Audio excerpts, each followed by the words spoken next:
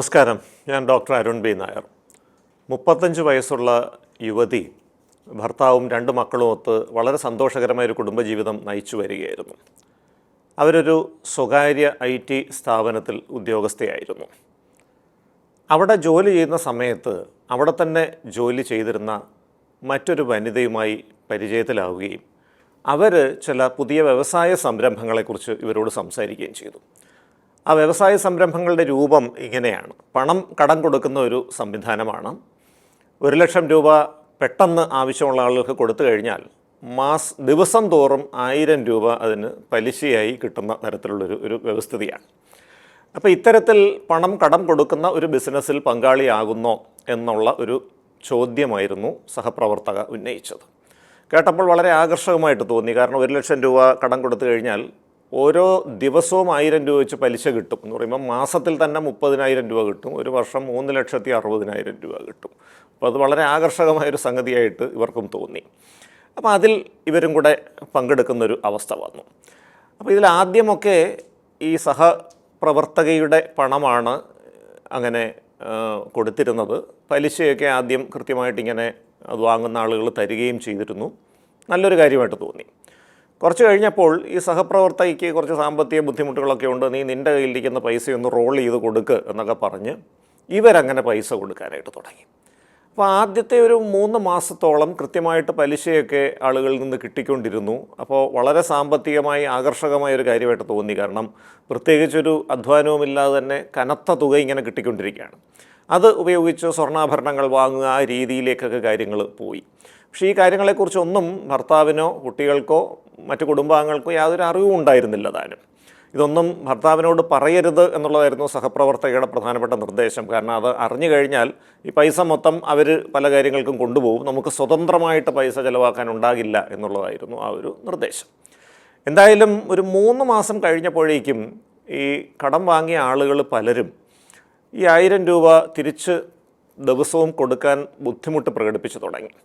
ഫീൽഡിൽ പോയി ഈ ദിവസവും പൈസ കളക്ട് ചെയ്യുന്നത് ഇവർ ആണ് ചെയ്തുകൊണ്ടിരുന്നത് എന്നുള്ളത് കൊണ്ട് തന്നെ കുറച്ച് നാൾ കഴിയുമ്പോൾ അവരുടെ കുടുംബമായിട്ടോ അവരുടെ ജീവിത സാഹചര്യങ്ങളുമായിട്ടോ ഒരു നല്ലൊരു പരിചയം വരിക, അവരുമായിട്ടൊരു മാനസികമായൊരു അറ്റാച്ച്മെൻറ്റൊക്കെ വന്നു. പല ആളുകൾക്കും സാമ്പത്തിക പ്രതിസന്ധികളുണ്ടെന്ന് മനസ്സിലായി. അങ്ങനെ ഇവർ കുറച്ചൊരു കാരുണ്യം അവരോട് കാണിക്കാൻ തുടങ്ങി. സാരമില്ല, അടുത്ത ആഴ്ച തന്നാൽ മതി എന്നൊക്കെ പറഞ്ഞു. പക്ഷേ ഈ സഹപ്രവർത്തകയായ വ്യക്തി കൃത്യമായിട്ട് ഈ പലിശ ദിവസവും കിട്ടിക്കൊണ്ടിരുന്നേ പറ്റൂ എന്ന് ശഠിക്കാൻ തുടങ്ങി. കാരണം എങ്കിൽ മാത്രമേ മറ്റ് ബിസിനസ് നിക്ഷേപങ്ങളിൽ അത് കറക്റ്റായിട്ട് ചെയ്യാൻ പറ്റൂ എന്നിങ്ങനെ പറയാനും തുടങ്ങി.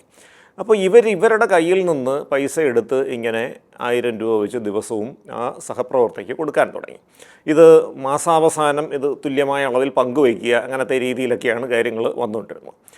ഏതാണ്ട് 2 മാസം കഴിഞ്ഞപ്പോഴത്തേക്ക് ഈ സഹപ്രവർത്തക പറയാൻ തുടങ്ങി, എനിക്ക് സാമ്പത്തികമായിട്ടൊരു വലിയ നഷ്ടം സംഭവിച്ചു, ഭൂമിയിൽ വലിയ തോതിൽ പണം നിക്ഷേപിച്ചു, പക്ഷേ ആ ഭൂമി വിൽക്കാൻ പറ്റുന്നില്ല, അത് കാരണം ആകെ പ്രതിസന്ധിയിലാണ്, നീ ഒരു 2 മാസത്തേക്കൊന്ന് അഡ്ജസ്റ്റ് ചെയ്യണം, അത് കഴിഞ്ഞിട്ട് നിൻ്റെ ലാഭവിഹിതം ഞാൻ തരാം. അപ്പോൾ ഈ കടം വാങ്ങിയ ആളുകൾ പൈസ കൊടുക്കാതെയുമായി, ഈ ബിസിനസ്സിൽ പങ്കാളിയായ സഹപ്രവർത്തക ലാഭവിഹിതം കൊടുക്കാതെയുമായി. അങ്ങനെ കാര്യങ്ങൾ കുറച്ചൊന്ന് ഇറുകാൻ തുടങ്ങി. പക്ഷേ എന്നിട്ടും ഈ സ്ത്രീ ഇതിൻ്റെ ഒരു ശുഭപ്രതീക്ഷയിൽ എന്തെങ്കിലും ഒരു കാലത്ത് ഈ 2 പേരും പൈസ തരും, കുറേ നാളായിട്ട് നമുക്കറിയാവുന്ന ആളുകളാണല്ലോ ഇവർ, നാട്ടിലുള്ളവരൊക്കെ തന്നെയാണല്ലോ, ഇവരങ്ങനെയൊന്നും കടന്നുകളയില്ല എന്നൊക്കെ കരുതി ഏതാണ്ട് 1 വർഷത്തോളം ഇതിങ്ങനെ തുടർന്നുകൊണ്ടേയിരുന്നു. ഈ 1 വർഷം സമയത്തിനുള്ളിൽ ഏതാണ്ട് 10-15 ലക്ഷത്തോളം രൂപ ഇവർക്ക് ബാധ്യതയായി. ഇവർക്ക് പരിചയമുള്ള കുടുംബ സുഹൃത്തുക്കളിൽ നിന്നും നാട്ടുകാരിൽ നിന്നുമൊക്കെ പലരിൽ നിന്നും പൈസ കടം വാങ്ങിച്ചിങ്ങനെ കൊടുക്കാൻ തുടങ്ങി. പെട്ടെന്നൊരു ദിവസം ഒരു പ്രഭാതത്തിൽ അറിയുന്നു, ഈ സഹപ്രവർത്തകയായ സ്ത്രീ സ്ഥാപനത്തിലെ ജോലി ഉപേക്ഷിച്ച് വിദേശത്തേക്ക് പോയി. അവരുടെ ഫോണിൽ വിളിച്ചപ്പോൾ യാതൊരു വിധത്തിലുള്ള മറുപടിയുമില്ല. Phone not റീച്ചബിളാണ്. വാട്സാപ്പിലും മറ്റുമൊക്കെ സമീപിക്കാൻ ശ്രമിച്ചപ്പോൾ യാതൊരു അനക്കവുമില്ല. എന്നാൽ ഈ പൈസ കടം കൊടുത്ത ആളുകളുടെ കയ്യിൽ നിന്ന് അവരുടെ പലിശ കുറേ നാളായിട്ട് തരാനുണ്ടല്ലോ എന്ന് ചോദിക്കുമ്പോൾ അവരും കൈമലർത്താൻ തുടങ്ങി. അവർക്കും കടുത്ത സാമ്പത്തിക പ്രതിസന്ധിയാണ്, ഒന്നും തരാൻ പറ്റില്ല. അപ്പോൾ ഇത്തരത്തിൽ ഈ സാമ്പത്തിക ക്രയവിക്രയങ്ങൾ മൊത്തം ഈ ബാങ്ക് വഴിയൊന്നും അല്ലാതെയുള്ള ഒരു ക്രയവിക്രയമായതുകൊണ്ട് തന്നെ അത് വല്ലാത്ത ഒരു പ്രതിസന്ധിയിലേക്ക് അവരെ കൊണ്ടുവന്ന് എത്തിക്കുകയും ചെയ്തു. ഏതാണ്ട് ഒരു 10-15 ലക്ഷം രൂപയുടെ ഒരു കടബാധ്യതയായി.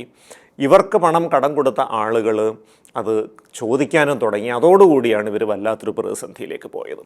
ഒടുവിൽ ഭർത്താവിനോട് തുറന്ന് പറയേണ്ടി വന്നു.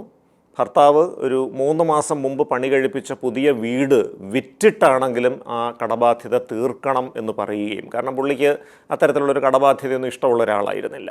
അങ്ങനെ അത് വിറ്റിട്ട് അത് കടം തീർക്കേണ്ട ഒരു സാഹചര്യം വന്നു. സ്വാഭാവികമായും ഭർത്താവിൻ്റെ ഭാഗത്തുനിന്നും കുട്ടികളുടെ ഭാഗത്തുനിന്നും വിമർശനങ്ങളുണ്ടായി. ഇവരുടെ തന്നെ അച്ഛനും അമ്മയും ഒക്കെ നീ ഇത്രയും നാളും ജോലി ചെയ്ത് ഉണ്ടാക്കിയത് മൊത്തം നശിപ്പിച്ചു കളഞ്ഞല്ലോ എന്ന മട്ടിലൊരു കുറ്റപ്പെടുത്തലുകൾ വന്നു. ആ കുറ്റപ്പെടുത്തലുകളുടെ ഒടുവിൽ രക്തസമ്മർദ്ദത്തിൻ്റെ ചികിത്സയ്ക്കായിട്ട് സ്വന്തം അമ്മ കഴിക്കുന്ന ഒരു 30 ഗുളികകളെടുത്ത് അധികമായിട്ട് കഴിച്ചുകൊണ്ടാണ് ഈ സ്ത്രീ പ്രതികരിച്ചത്. കാരണം ഈ കടം കൊടുത്ത ആളുകൾ പലരും അത് തിരിച്ചു തന്നില്ലെങ്കിൽ ഞങ്ങൾ പുറകെ വരുമെന്നുള്ള ഭീഷണിയൊക്കെ വന്നപ്പോഴാണ് അവരങ്ങനെ ഒരു ആത്മഹത്യാ ശ്രമത്തിലേക്ക് പോകുന്നത്. അപ്പോൾ ഈ ആത്മഹത്യാ ശ്രമത്തിൽ നിന്ന് ആശുപത്രിയിൽ എത്തിച്ചു രക്ഷപ്പെടുത്തി ഞങ്ങളുടെ അടുത്ത് വരുമ്പോൾ തീവ്രമായ വിഷാദരോഗം ബാധിച്ച അവസ്ഥയിലായിരുന്നു ആ സ്ത്രീ. അപ്പോൾ പലപ്പോഴും നമ്മൾ മനസ്സിലാക്കേണ്ട ഒരു കാര്യം, ജീവിതത്തിലെ പല സാഹചര്യങ്ങളും നമ്മളെ ഇത്തരം പ്രതിസന്ധികളിൽ എത്തിച്ചേക്കാം. നമ്മളൊരു സാമ്പത്തിക നിക്ഷേപത്തിലേക്ക് പോകുമ്പോൾ യുക്തിസഹമായ രീതിയിൽ ചിന്തിക്കണം. വളരെ വലിയ തോതിലുള്ള പലിശയും മറ്റു കാര്യങ്ങളും ഒക്കെ ആരെങ്കിലും തരുന്നുവെങ്കിൽ അത് ദീർഘകാലം മുന്നോട്ട് പോകാൻ സാധ്യമല്ല. ഒരു ഘട്ടം കഴിയുമ്പോൾ അവിടെ സാമ്പത്തിക പ്രതിസന്ധികൾ വരാൻ സാധ്യതയുണ്ട്. അത് മറികടക്കാൻ നമുക്ക് കഴിയാതെ വന്നു കഴിഞ്ഞാൽ വലിയ തോതിലുള്ള പ്രശ്നങ്ങളിലേക്ക് നമ്മുടെ ജീവിതം പോകും. അപ്പോൾ എന്ത് സാമ്പത്തിക നിക്ഷേപം നിങ്ങൾ നടത്തിയാലും അതിലൊരു സുതാര്യത ഉണ്ടാകുന്നത് നല്ലതാണ്. കുടുംബാംഗങ്ങളോട്, പ്രത്യേകിച്ച് ജീവിത പങ്കാളിയോട് കൃത്യമായി പറഞ്ഞുകൊണ്ട് മാത്രം, അവരെ കൂടെ വിശ്വാസത്തിൽ എടുത്തുകൊണ്ട് മാത്രം, അവരെ കൂടെ ബോധ്യപ്പെടുത്തിക്കൊണ്ട് മാത്രം ഇത്തരം കാര്യങ്ങൾ ചെയ്യണം എന്നുള്ളൊരു ഗുണപാഠമാണ് ഇത്തരം അനുഭവങ്ങൾ നമുക്ക് നൽകുന്നത്. നമസ്കാരം.